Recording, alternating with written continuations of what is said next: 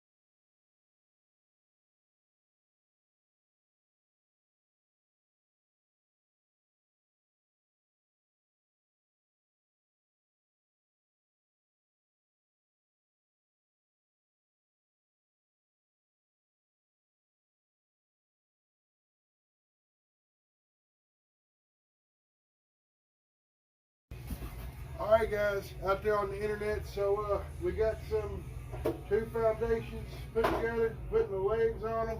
Got some bracing in between there. Got our floor in. We're going to take them out.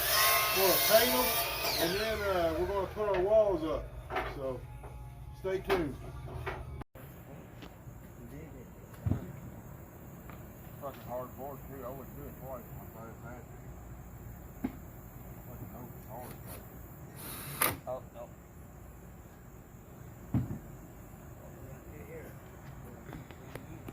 Big twin. Big twin.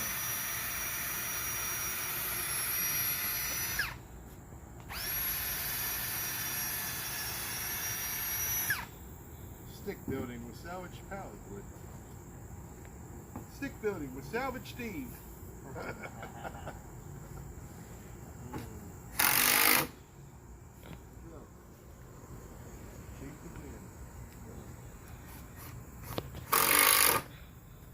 now. That is our rear roof.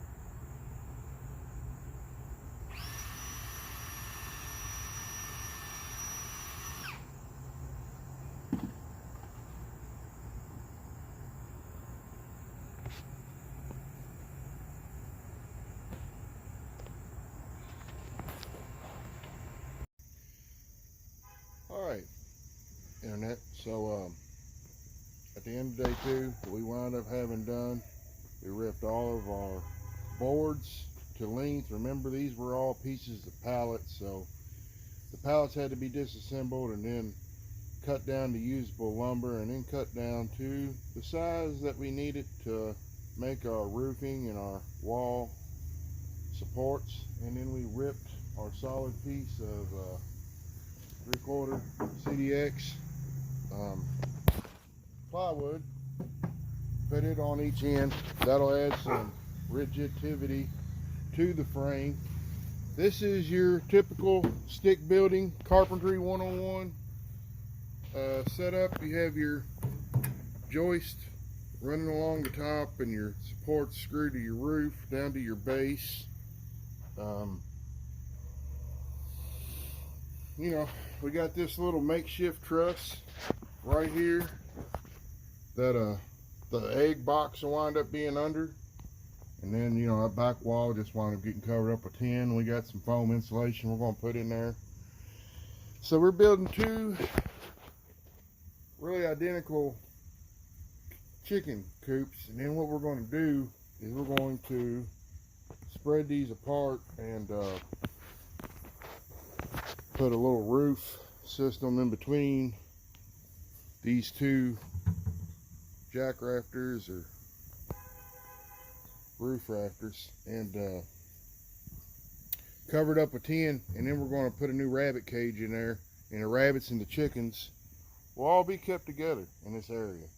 So by the time we get done construction today, we should be able to move the rabbits, place the pens, probably get the boards up in between and get the roof on, and then I'll have to build a cage to accommodate the rabbits in this new space. And then the pen that they're in will be used only for grow outs. So basically we're going to put all of our meat production right here, with the exception of a few quail that I might keep around.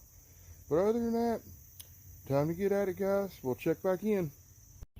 So we're back here today to close out this chicken video. I want you guys to know it just took a lot longer than I anticipated. So got to the point where I just had to squeeze in every little bit of free time I had and dedicate to this. So we are standing in the aviary right now. I'm going to spin you guys around and show it to you.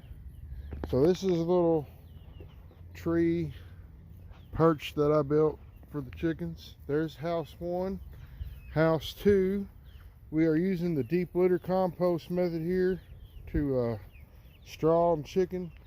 There are, you know, doors that open and close by the outside. There's egg laying compartments that you can get from the outside. This is a chicken tree. I'm going to do a bust out video on it. This space here is where the rabbits' new cage is going to be, so I can get some more room for my rabbit grow outs. Have a little bit better luck with that. I'm just trying to get everybody trained, get the dogs trained to the chicken. We got this aviary netting tied down in crucial spots, and I had to put some panelings up because these guys were so small when they first come out of the brooder. They were squeezing through the 2x2 squares in the netting. So anyway, we got that done. Hopefully you guys are still being entertained by these. I know I'm still being entertained by making them, so yay. Show you guys a little bit more of the outside of the hen houses. So there's my egg laying compartment. Everything I built was left over. The only thing I really had to buy was screws. There's the inside of the egg laying compartment. Here's the inside of the hen house. See, these are all pallets that we ripped down. All shipping crates that we wrecked. The paint on the hen house floor is an epoxy paint that was given to me as part of a bundle deal when I bought my pool table that I use as a workbench downstairs. We built this gate out of leftover pieces of plywood. that building that got smashed. A lot of the metal got repurposed, so there's a piece of that. And there's some of it around here. Again, shipping crates. I had to buy the fencing and the fence posts. That was about $130. This is left over from that first project. I seen you guys, you know, ripping those boards apart for the garden beds. Well, it's left over. We just sistered them together. I had about a half a gallon of Minwax left over from the floors. All the bare wood got a coat of Minwax on it. Again, left over from the garden beds that we made in the spring, salvaged from the shed that got crushed. Made another matching eggland box. I need to put some fresh straw in there, but got the aviary netting and the fake perches and the chicken tree. Just kind of got it all zip tied off to the backyard. So the chickens are happy. I'm happy. When I gotta bring out fresh water and stuff, I've fixed the bottoms of these where that will open up and I can put water and food under there. So I don't have to go in the pen that often. I can pretty much maintain these animals all from out here, which is my end goal, is function stacking. So you can raise and lower the doors by the ropes on the back and run through the eye hooks. It's little simple stuff.